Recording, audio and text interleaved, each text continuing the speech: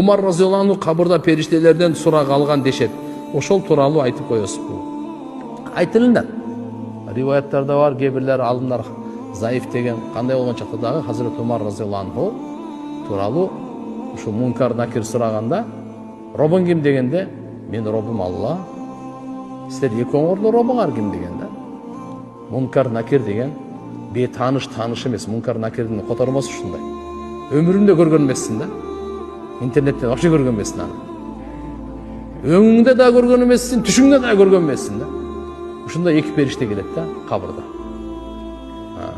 Андан сурайт анан, робуң ким дейт. Диниң кимде, кайсы дегенде, Умар разы мен диним ислам, экөөңөрдүн диниңер кайсы деп сураган экен. Пайгамбарың ким? Мен пайгамбарым Мухаммад алейхиссалам. Силер экөөңөрдүн пайгамбарыңар ким деп. Ана ал экөө айткан экен. Биз сизден сураганга жиберилдикпи, же сиз бизден сураганга жиберилдиңизби депчи. Риваяттары бура келет бул, келет эше. Кане заиф болгондо дагы кубаты бар.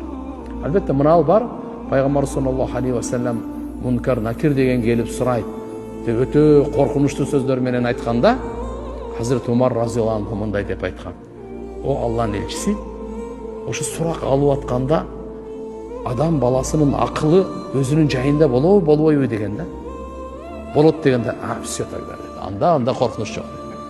Анда жооп берем деди да. Акылы менен жайында, ордунда болсо, мейлиби? Анда мен жетиштүүмүн деди. Машалла, машалла. Умар радияллаху анху эмне деген? Канча деген мыша аяттар тууралуу, хижаб боюнча, Макам Ибрахим боюнча көптөгөн ойлоп Алла субханаху ва таала түшүргөн.